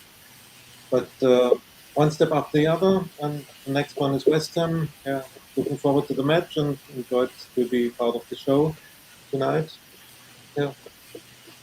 Good, and we always enjoy your company every Friday. As we say, it's the start of the weekend. We know it's the weekend when we're all together doing this show on a Friday, which is great. Matt, again, good to see you. I'm glad you enjoyed your trip to Liverpool, up the road for you. Have you enjoyed the show again? Yeah, I always enjoy it, talking to all of you and talking about women's football in general. And hopefully we're going to see a really good game of football. I've seen that there's going to be a couple of sellouts again around the grounds, so it'll be quite interesting as well, especially with it being the last day of school holidays, apart from the day after, which is Halloween. Yeah. School teachers don't want to go back. Scared. But yeah, I'm Good looking forward to afternoon. this weekend, and hopefully the proper best team in Liverpool will manage to get a result against United and really keep the pressure, ease that pressure a little bit for us. That would be very nice indeed if they could do that. We will be cheering them on, I'm sure. But yeah, we'll see. Is it Chelsea are playing? Is it Aston Villa? Aston Villa at home, yes. Yeah. So who knows? Rachel Haven't Daly won might since- pop up with a couple of goals there for her. It'd be nice, wouldn't it? If she wants to do that. From You know, Rachel. more than welcome, Rachel. If you want to stick some goals in against Chelsea, yeah, I guess we'll enjoy that. If you Oh yeah, Man, I've got Everton. That's right. That'll be a good game as well. Yeah, it will be a good game. Yeah, it should be. Everton. That's right. Yeah. Everton are looking a little bit better this season, aren't they? They are looking a lot stronger. So I think they'll give United a game. They'll give anyone a game. So yeah, that'll be interesting. And don't forget as well, actually, the clocks go. Yeah, the clocks go back. Back, don't they, on Saturday? So don't forget to put your clock back, otherwise you'll be late for work and all kinds of stuff will go on, and that won't be good, will it? So make sure that you definitely do that on Saturday. Obviously, you missed the game against West Ham if your clocks aren't right. So you want to make sure you put your clocks right so you don't miss the game. Otherwise, it'll be half time and you'll be just starting. It's like, no, we've already played the first half. So yeah, definitely get your clock sorted out at the weekend. I know most of it's digital now; they just do it by themselves. But some people still probably got a normal clock. So if you've got a normal clock, make sure you change it in your car as well. Emma, good to see you again. Have you enjoyed the show? Yeah, it's always good to be doing what I enjoy best and being with people who share the same passion and enthusiasm. As I said, I hope to be going on Sunday. To my first Sunday night game. Well, I think ever. I don't think I've been to a Sunday night game since they started coming in last season. Pressure will be on. Let's see what happens. Hopefully, one or two teams do us a favour, and then we can. Sorry to use a cheesy Halloween analogy, but we can treat our fans with a good performance rather than trick them into a bad one or something. Anyway, it's a terrible analogy. But yeah, that was quite smooth, that Emma. I like that. That was good, actually. Yeah, no. Hopefully, we can treat them to another 3 points and not trick them into a false sense of security. So bring it on. Yes, that was very, very good. Yeah, that was cool. Yeah, I mean, obviously, I suppose playing last in a way is an advantage because we know what the other teams have done, and if they've dropped points, then it's massive for us. If they haven't dropped points, it puts a bit more pressure on us, I guess, to make sure that we have to win. But I suppose it swings around a bit. Yeah. So I just had one other quick thing to say as well. Tribute, speedy recovery as well to Pablo Mari. Nobody likes to see what happened to him, and whoever did that should be locked up for life. It's absolutely disgraceful, and we never wanted to see condone any of that kind of behaviour in any form of sport. So yeah, speedy recovery to him. Absolutely right. Yeah, I mean, obviously, we understand that Pablo's actually okay. He's having an operation, but he's fine, and it looks like he's going to be okay. He should be able to carry on playing football and stuff like that. But I understand one person was killed in that incident and stuff like that. I mean, it's just shocking, horrible. Just going shopping and stuff like that. You know what I mean? It's crazy, isn't it? But yeah, obviously, thoughts of everybody involved in that incident. Actually, not just obviously Pablo Mari, everybody that was affected by that. And I say speedy recovery to everybody that's still recovering. And I say, condolences obviously to the family and everybody from the unfortunate person that didn't make it. But yeah, terrible a terrible story. I couldn't believe when I was reading that earlier today. I mean, I heard about it last night, and then reading about it today, it was like, wow, that is just unbelievable. I mean, unfortunately, these things, it's not the first time similar things have happened, is it? Unfortunately, No. it's terrible. But I mean, obviously, the good news from our point of view, from Arsenal, is that Pablo Mari is going to be okay. It seems as though he will be fine, and we'll be able to play football again. So yeah, very, very shocking incident. So yeah, no, well done, Emma, for sort of bringing that up actually, because yeah, very, very crazy situations going on in the world at this minute. But anyway, that is another Arsenal Women's Weekly, and I say now we are officially allowed to start the weekend. Everyone says, "Oh, it's Friday, yeah," but I don't care if it's Friday until we finish this show. It is not the weekend, so yeah, that's the way it goes. But we can officially start the weekend now. So everyone have a good weekend. We will be back on Sunday for actually, first of all, we've got the Arsenal Nottingham Forest game, which kicks off at 4:00. I don't mind this week because at least there's a gap in between slightly. Last week it was one into the other. It was crazy, and that was hard work. So, so we'll be live for that about 1:45 for the 2:00 kickoff. Arsenal gets Nottingham Forest. Arsenal have to bounce back and win that game. It's going to be tough, but we know that. And then, as we've mentioned, the Arsenal women are playing against West Ham. That kicks off at 7:15. So we'll be live at about 6:30 for that one, the build-up and all that kind of stuff. So it's going to be a busy Sunday, but it's going to be fun. And it'll be even more fun if we win twice, as we did last week. And, well, we know we drew, didn't we? And won. And the week before, we won both. And next Sunday, there's 2 games, one after the other next Sunday. So, yeah, thanks for the fixture list again and everybody else at TV for messing it all up. So, what I understand last night, right? Does anybody know why we had to play, the women played on a Thursday and not Wednesday, when they knew the men were playing on Thursday? Was there any reason why they had to play on Chelsea were playing at home against the team from Albania, weren't they? But why couldn't they have switched that game and made us at home and Chelsea at home on Thursday? Would that not have made more sense with the men? Because their group were playing on the Wednesday. But if they always swap it about, whoever's playing on, so we played on the Wednesday. So the next week we have to play on the Thursday. Next week Thursday as well against Juve, yeah. Whereas when we get to the quarterfinals, all the games will be on you'll have the 5:45 games and then the 2 8 o'clocks. On a Wednesday, would they be? On the Wednesday, if I remember. Well, I suppose at least that way then it's not going to clash with the Europa League then, is it? Because the Europa League will always be Thursday, won't it? So I suppose that's one good thing. But yeah, I was quite annoyed about that, thinking, we could have played on Wednesday, the women, and the men in the Europa League on Thursday. It made more sense than playing them both one after the other. Because what it meant was, I'm sure that affected the number of people that went to the Emirates yesterday, because people would have wanted to watch the men's game, and then you wouldn't have had time to get there. So yeah, they don't think about stuff like that, do they? They don't, like next Sunday, as an example, Arsenal men play Chelsea at 12 o'clock, the women play at 2 o'clock.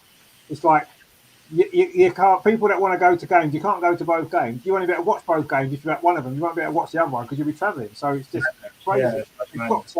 They've got to change. They've got to look at that. Definitely, the TV and everybody else has got to look at that and say, look, we can't play them both on at the same time that close together because people can't watch them both, and people want to watch them both. It's not separate. They're not 2 separate things.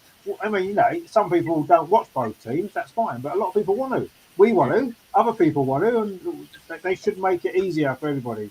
And we've mentioned the late kickoffs as well. With kids this week, maybe not so much because it's half term, but even so, we still play Sunday night at 7:15 again. But yeah, the TV needs to. I think the football needs to come together. Women's and men's football need to come together with the TV companies and say, look, let's work out the fixtures, let's work out the TV games and the timings where it's going to actually be able to, people can watch both, they can support both teams, because that's what we will need to happen, don't we? We need to get some more of the men's supporters to come and watch the women. That's only going to happen if the games are separated enough so people can do that. Otherwise, it won't happen, will it? So they talk a lot about, we want to help the women's game, we want to promote the women's game, we want more people to watch the women's game, and then they do stupid things like this, and their actions don't back up their words. They need to do it. They need to actually work out a plan that's going to work for everybody, so that people can watch both teams, because people want to watch both teams, and that's the way women's football is going to grow, by getting men's fans in to watch them. So they need to look at that. If they're serious, That's what they need to do. Whatever Sky say, bin Sky off. Then if they're going to say you have to do it, then say no. We're going to go with another TV company. We'll put all the games on the BBC, or we'll have them on Saturday lunchtime, or whatever they're going to do. But just separate them, please. Look at doing that for everybody's sake, because it's ridiculous. So that's what we need to happen. So yeah, it's not ideal. The next few Sundays, the last few Sundays haven't been ideal either. But anyway, and last night wasn't ideal. But hopefully going forward, it's something that they can look at, and we'll get somewhere. We need to start a petition or something, don't we, to get them to. The fan-led review, you can. There's actually a clickable site that you just click on. It's like a Google form. You fill everything out. It does take an hour on a phone. I do not recommend that you do it on a smartphone, because if you one swipe and all of a sudden you've deleted everything that you've written, so you need to do it on a computer. Right. There's links all over the place. Supporters groups are putting it out at the moment, and the deadline is the 1st. So it's only got a couple of days out. So do fill that in, and all of that will go into the fan-led review. Yeah, it needs to, because it's no good, is it? The way things are at the minute, it's just not helping. It's not helping the women's game, is it? It's not helping people to get involved with the women's game, because the kick-off time is just stupid. So yeah, it's a big issue. It needs to be looked at, and hopefully it will change, because it has to. Yeah, has to. It can't carry on the way it's been.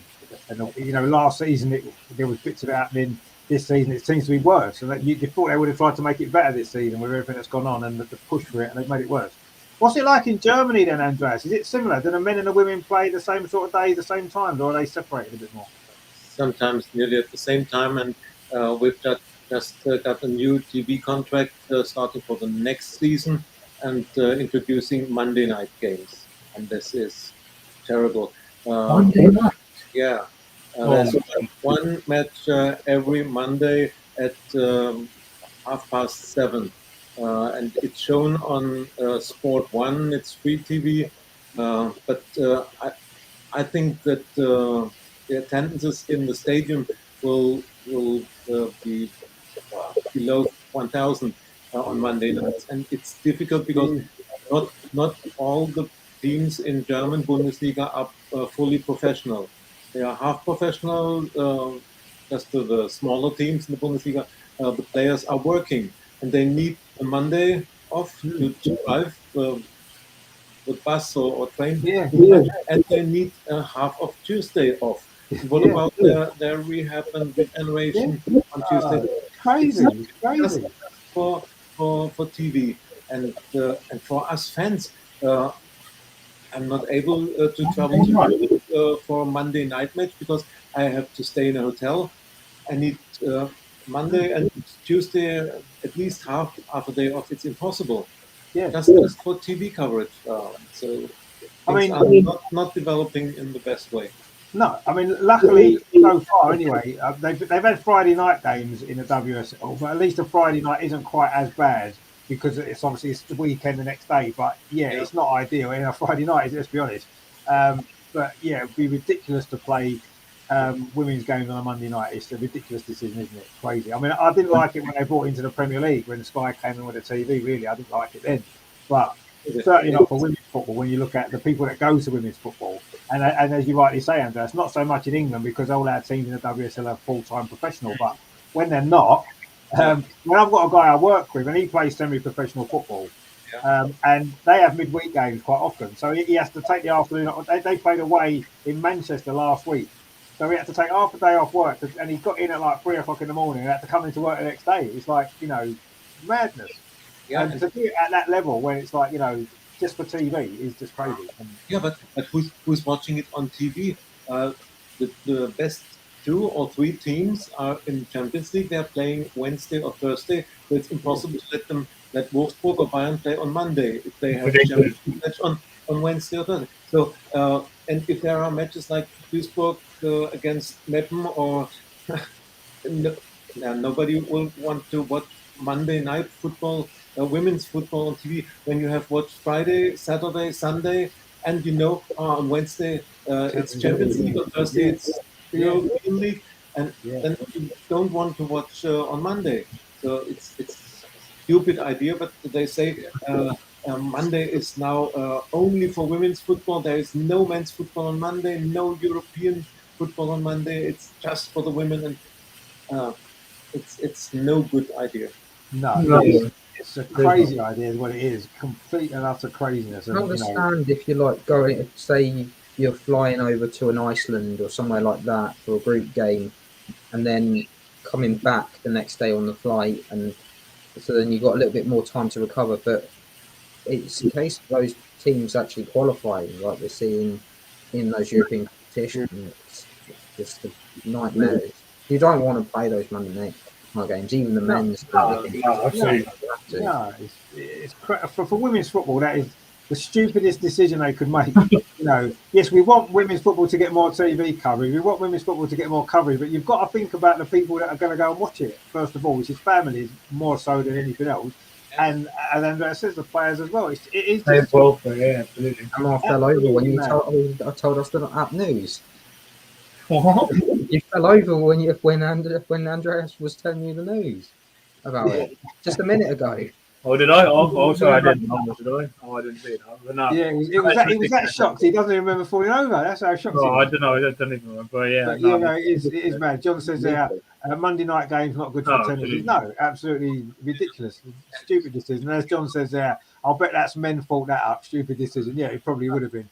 Well, it would have been people that are more thinking about the money that's involved as opposed to what's best for the game and what's best for the fans and what's best for everybody. It'll just be how much money they can make out of it. That's the unfortunate situation with it all. All the decisions that they make like this are all about money. The World Cup being in Qatar in the winter is all about money. It's not about what's best for everybody, is it? The same with putting women's football on a Monday night, women's football on a Friday night, women's football at 6:45 on a Sunday night. It's all about money. No one cares about football. No one cares about the people who want to go. No one cares about the players.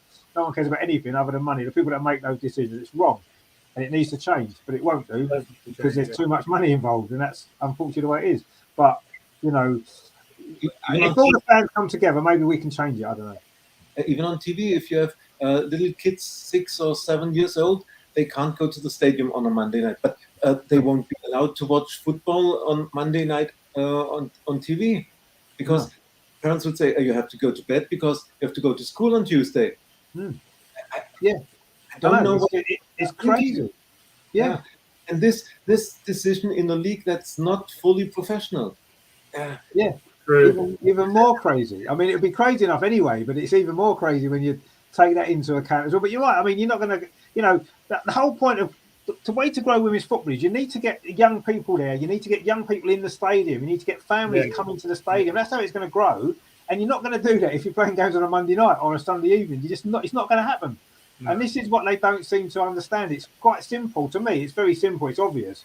That's what's going to happen. That the people aren't going to go to the games. Already people that would have gone to the West Ham game originally with their family now won't be going because it's moved to a Sunday evening. They won't be. And you can understand why they won't be. And that's a shame. And that's all simply down to TV. Yes, we had to play Sunday because we played Thursday, so they have to play Sunday. But they could have played us earlier Sunday. They could have played at 4 o'clock, for example. And then, but they won't because the Premier League on at 4 o'clock.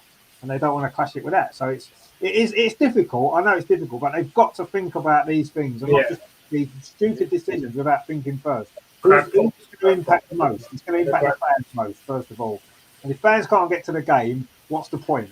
Because it's going to be played in an empty stadium, which doesn't bring an atmosphere. And secondly, it's not going to get people to want to go again. You need to get them there so they want to come back. That's how it works. But anyway. Will he subsidise the travel or something like that? Well, yeah, but it's not really the travel so much. I've read it. Yeah, that's a part of it, but it's more to do with getting kids there, isn't it? Getting young people there. There's little incentive for people to bring their children to games on a Monday night. Well, there's no incentive, is there? Really? Because it's going to, it's just not going to work, and it is madness, absolute madness, and it's just another crazy thing that's happening in football these days. But yeah, so I'm glad. Well, I'm not glad. I suppose it makes a change that it's not just in England that things are crazy. That it's actually happening everywhere else as well. So we're not the only mad ones. It's happening everywhere. Everybody's doing the same sort of thing. Luckily, we haven't got Monday nights yet, but I'm sure it's coming. Friday night already. Don't say it. Friday night. Who would have thought we'd be playing WSL games on a Friday night, let alone anything else? So and 6:45 on a Sunday. So who knows? Terry's made a point there. Get Sky out of football. 100% agree with it. I've been saying that for about 25 years since they came into it. But we was getting more and more worse and worse. But what can you do? It's us being shifted onto that 6:30 to 45. Yeah, a lot. It is. Yeah. We need. The whole point of that was that every team was going to get a slot at 6:45 throughout the season, but it always seems to be against Arsenal. It's not. Yeah, everybody gets a slot match. It's just every time they play us. It doesn't make any sense. No. At all. You get like the Sunday night games. You usually get games like Brighton versus Reading, and that maybe push that onto a 6:45. It will probably help them a little bit more with training as well and getting over. I mean, it's not ideal for anybody to be playing at 6:45 on a Sunday, really, is it? You know, it isn't. But it's certainly not ideal. Where I mean, I suppose on Sunday it's Arsenal, West Ham. Most people travelling there are going to be quite local. You would have thought it's a local London derby. It's not a massive issue. This particular one, we can take it, but it has happened with other games where it's not. I mean, even last week at Liverpool, we kicked off at 12 o'clock. And if you was travelling from London to Liverpool, that's an early start. You're going to drag your kids all the way up there. You have to leave at like 7 o'clock in the morning. As well. That's one of the reasons why a lot of people can go to the game. Yeah. So they don't think about that. They don't care, quite honestly. They don't care about they just care about the money and what they're getting from the TV companies. That's it. Yeah, and it's wrong because without fans, as we saw that during the lockdown and all that, without fans, football's not the same. No, it's not. We're near the same, and they've got to understand how important fans are, especially if they are serious, as we say, about women's football. They've got to try and encourage more people as possible to get into the stadium, and you have to do that by putting kick-off times that suit families and suit the people that want to go and are willing to go and would go if they could, and making them stupid kick-off times like ridiculous. John says there, Sky has destroyed football. Yeah, 100% it's destroyed football. And yeah, I've been saying this for years and years and years, and it's just getting worse. And we can see now they've crept into the women's game, and it's good that they're showing more games on telly, but it isn't good when they're not considering the fans in the stadium, which is what we all want to do. Showing matches on TV with empty stadiums. What impression do you make when you show a live match with 800 or 900 people attending the stadium? Exactly. Yeah, that's not going to be good. It's not good for the viewers. It's not good for the TV companies. It's not good for the game. Yeah, and then the next step is that there is no interest in women's football. There are only 800 people in the stadium. They'll be complaining about that. They will, won't they? Exactly. Yeah. You can see that's happening. The BBC will be the first ones there. At the end of the season, they'll say, "Oh, attendances are really low in the WSL." Yeah, that's because you kick off games at 6:45 on a Sunday. That's why. That's the reason why no one's coming. Do you know what I mean? You're playing on a stupid time on a Tuesday night. It's ridiculous. But anyway, what can you do? Terry says, good night, everyone in the chat. And John says, yeah, cheers, Terry. Thank you very much for watching again, as always. John says, good night, Terry. Take care. Yeah. We'd like to go over to London and have a great chat about Arsenal down here. That would be great, John, actually. We would love to meet up, and we could. I'm sure we could chat for hours. Absolutely hours. It'd be great to meet you at some point. Let us know when you're next coming to London, actually. When you get a chance, let us know. We'll try and arrange something. That'd be great. Would be great to have a good chat about Arsenal. That would be fantastic. Good way to kill a few hours, wouldn't it? That would be, definitely. We'll have to sort that, John. Yeah, let us know when you can get down to London, and we'll sort something, and we will meet up, and that's going to be great. Maybe on a match day, go to a game and meet up, and it'd be brilliant. So that has been, another Arsenal Women's Weekly show. We did go off on a bit of a rant there about the TV and stuff like that. It needs to be said. The kickoffs need to be sorted out. It needs to be done. So we need to get everyone involved in that. So sign petitions and sign stuff and get going. John says, sure. Well, good. We look forward to that, mate. It'd be great. John says, in Ireland, Sky got involved with Gaelic football and hurling. Majority of people boycotted it. So contract not renewed for next year. All games are free. Wow, did they? That is interesting, isn't it? There you go. There's a lesson there for all the football fans out there, right? Everybody hates Sky. Let's be honest. Everybody hates Sky, right? Everyone suffers it because they want to watch the game. But do that. Do what they did in Ireland. Don't go to the games, and then see if Sky end up renewing their contract, because they won't. If no one's watching, they certainly won't. So there you go. See, people power. That's what it's about.